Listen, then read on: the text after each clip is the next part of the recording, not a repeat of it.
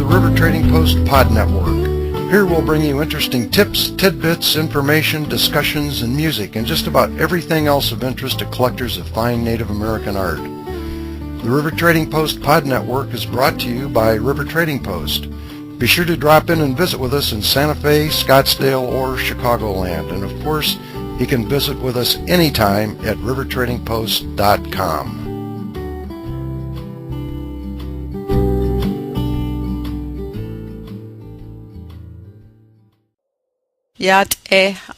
My name is Amelia Chandler, and I will be presenting here from River Trading Post in Dundee, Illinois, with my friend Joe. My presentation is about my land, my people, my work. I am a contemporary Native American jeweler / metalsmith. My clan, Shidone, Eya, my clans is Twittichini, which is bitter water on my mother's side, Hashishni, which is mud on my father's side, Tkapahe, which is edge of water on my mother's maternal side, and then Tkatnazani, which is my father's clan on my grandmother's side on his side. So those are the clans that I am. My name is Amelia Chandler. That's my English name, but the clans are really who I am as a Navajo woman. I am from the Four Corners area. I live in Dolores, Colorado with my husband Eric Chandler, and it's in green, and the purple pink thing is Newcomb, where my family's from. They live in New Mexico. So we're right in the Four Corners area by Mesa Verde.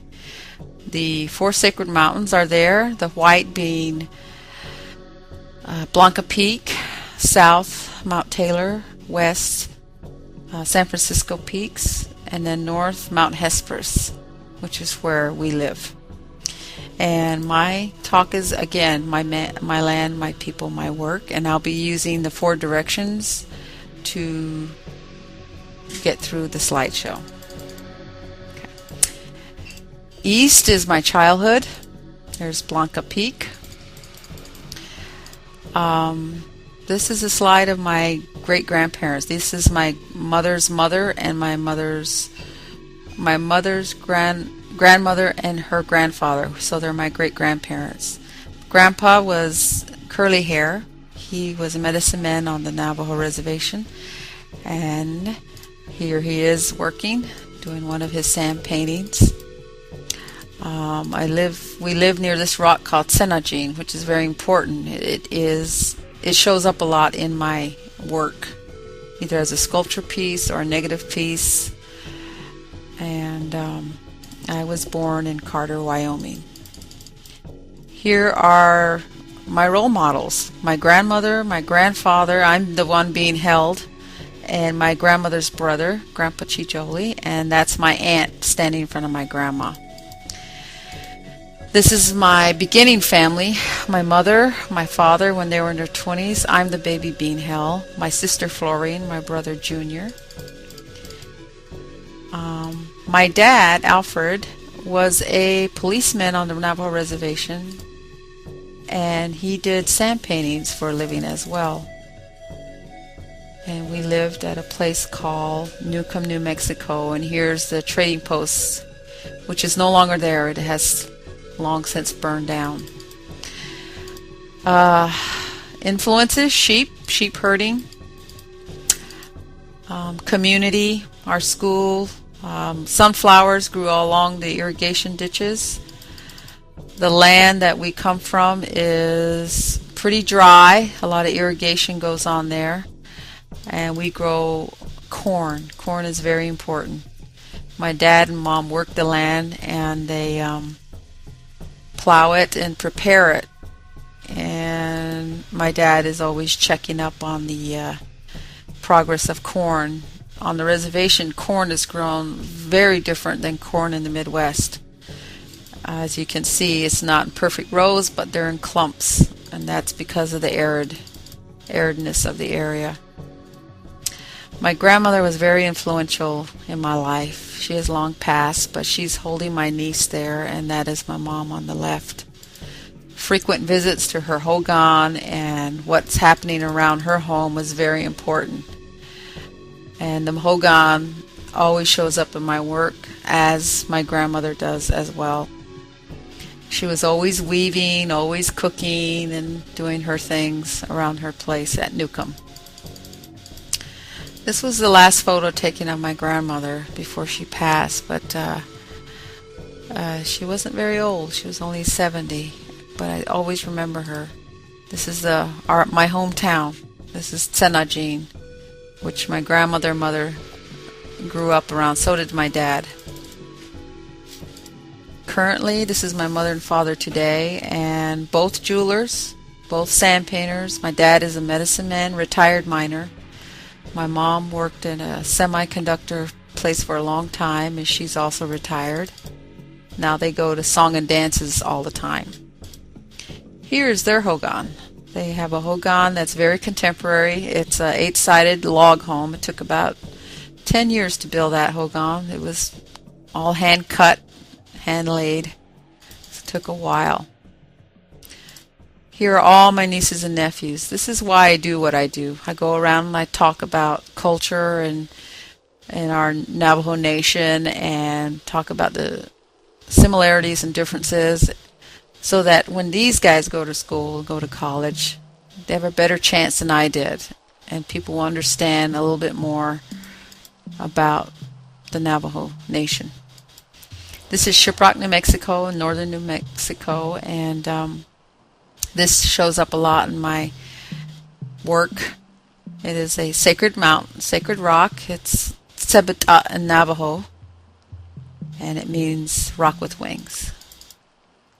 This is a view from my house. This is Mesa Verde, and I'm always alert to the clouds and the weather formations because they show up a lot in my work. This is Ute Mountain near the Southern Ute Nation in Cortez, Colorado. As you can see, the cloud is hitting Mother Earth, and my dad always said when that happens, it's the Earth, the Father Sky and Mother Earth having a conversation. So that's always very significant. Here's my family. I have a husband from Indiana and my 2 dogs, and we live up in Dolores, Colorado, and that's our home. And that is my family. They are my influences, and this is Blanca Peak in Colorado, and that's the eastern part of my thinking. As we move south, we are talking about my education. A lot of my work is about where I'm from. I constantly go home. This is Table Mesa, New Mexico. This is a close-up of Table Mesa on a different day. And I went to New Mexico State University, where I learned how to do aluminum anodizing, patination of metal, brass, copper, silver. Go home occasionally to rejuvenate my broken spirit. Sometimes that happens when you're in college. You have to refresh yourself and rejuvenate. Then I go back to college and come up with new projects. This is a magnetic brooch with different pieces, and the steel in there comes out and there is a landscape and the toys come off. And then I go home again, and I'm always looking at the sky, the earth, the rocks, the land, and canyon lands in Moab, Utah. And another project going back to school. I did a lot of hammering and smithing. This is a copper mug. Enamel inlay, brooch, eyewear. We made eyewear while I was at Indiana University finishing up my master's. And my medicine bags made out of copper. Then go home to Mitten Rock, which is in Utah. And hogans. Always hogans are a part of my everyday thinking. We have the old style hogan and the more contemporary hogan. And I kind of like the old ones, so I stick to that. Here's a sketch of one of the hogans I created. I always try to plan it out. It eliminates a lot of waste. I know people ask me, don't you just make it up as you go? Well, yeah, I used to, but I always had a lot of waste, so now I have to plan them out. Next step, you create the mold or the model. This is styrofoam and plaster. Then you go to the metal and you start forming it over using hammers and stakes. And then you get it going and start planning out the handle and how it's all going to work. And then the final product. This holds a cup of tea, and this is now in Indianapolis, Indiana. One of the people at the Idle George show bought that. And top view, side view. And that is my education. It's college, home, college, home, college, home. The west side is about my influences. A lot of people ask me, who are your influences? And I don't have a particular influence. I do have the land, the sky, the water, and the philosophy of the Navajo people that keep me going. And I'm constantly looking at the mountains and the sky. This is Black Mesa, Arizona. Black Mesa. Arches National Park. Looking at the colors, the feel of the area, and eventually I find a stone and I put the feel, the colors in the pieces. As well, I do the fronts and the backs of the pendants. And feathers are prayer feathers. Every feather represents a prayer. I go back to the canyons, and this is the priest and the nuns down in Canyonlands. Then I put the priest and the nuns on a pendant that works well with the sky, which is a stone that I find. And then I go back and forth. As you can see, I'm constantly looking at colors, landscapes, things that pop out. Trees and rocks. And there I am with my sketchbook looking at drawings from the past, which I find, and I look at them and I wonder, what were they thinking? What do they mean? I'm not too concerned. I can kind of feel what they were doing, and then I kind of put a different feel on there. The dances and the spirals of life and the five-fingered human beings, the butterflies and the anamorphic designs. You know, took someone a long time to make those pieces, and I just wonder why. And then I go and make my own, and the wondering ends. It's done. Then I find the vision in the stone, the dances in the stone, the colors, nature, the salmon. The salmon runs in Colorado, the salmon brooches and pendants that go along with that. So those are my influences. My mother was a sand painter and artist. My father is a sand painter and artist. And with that background, I just kind of continued with the art world. And now I have a degree in art education, and I'm a metalsmith. And that has, to this day, kept me through food on the table, livelihood. It's kept me going. So I've always enjoyed the arts.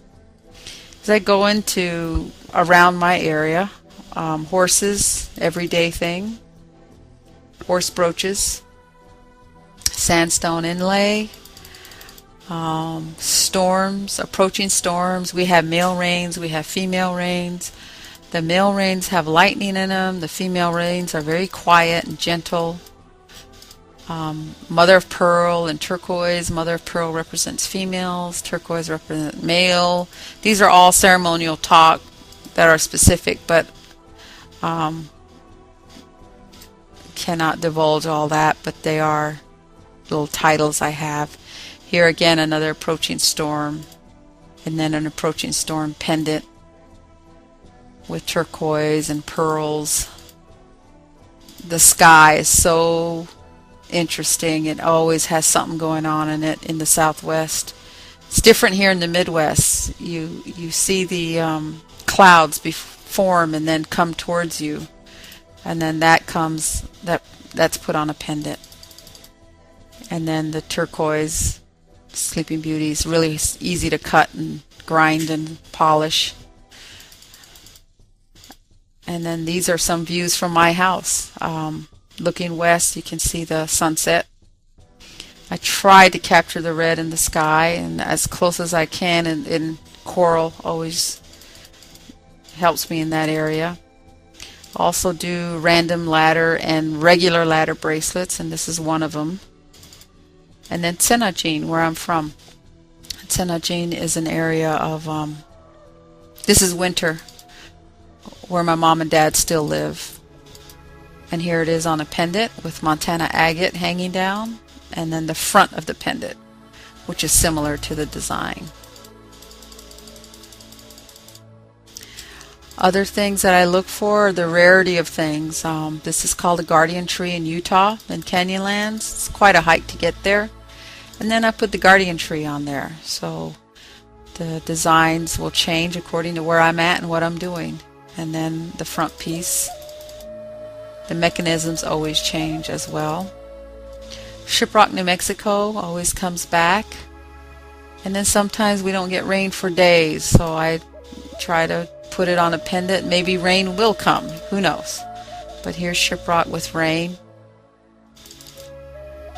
The yucca, very popular plant in the Southwest, is always in my thoughts. And then I put it on a pendant with a monolithic sand design or some kind of landscape. The confluence in Colorado, and morrisonite stone, which kind of emulates each other. And that's what I've done before. And then we're going to the north, which is future directions. I don't know where I will go, but I do know that it will include another chess set. This is my chess set from a few years back. It's of the Navajo Reservation, and all the different players are sheep and medicine men and singers and dancers. I've also done a rug pendant. My dad's family are weavers, so I make these little weaving pendants. I've made a set of them, one of a kind, and here they are as a group. And currently the whole set is encased in a cedar box. It is in Santa Fe, New Mexico now. And flowers are everywhere where I live. So maybe the next piece will be flowers. I also do a lot of plants. This is a plant wheel where it spins around, and then on the back side are mountains. And here's my hammering stuff. This is a wedding basket hammered in copper and silver. And the latest piece that I finished that was pretty big was the living between Mother Earth and Father Sky with the ring design. And this piece is inlaid with turquoise and sandstone. It has corn in the left and weeds to the right, and an old juniper tree, and a hogan in the middle. And then the ring hogan comes out, and this piece is actually a necklace. And here's the ring close up. So now my future direction is going to be task pieces. They'll do multiple things, and I'm sure it'll include land, sky, water, earth in some way. And this is where I'm at now with my work. I am again Amelia Jo Chandler. Hushlishni, Twitich Eatney, from Newcomb, New Mexico, currently living in Dolores, Colorado. And this is where I'm from, Tenajin. And here's my grandma's hogan that will always come up. And here is another pendant. And here's a hogan teapot that I currently am working on. And that is my land, my people, my work. Thank you for listening. And thank you, Joe, for sponsoring this from River Trading Post in Dundee, Illinois. You have been listening to a presentation of the River Trading Post Pod Network. Join us again for tips, tidbits, information, discussions, and music, and just about everything else of interest to collectors of Native American art. The River Trading Post Pod Network is brought to you by River Trading Post. If you ever get the chance, drop in and visit with us in Santa Fe, Scottsdale, or Chicagoland. And of course, you can visit us anytime at rivertradingpost.com.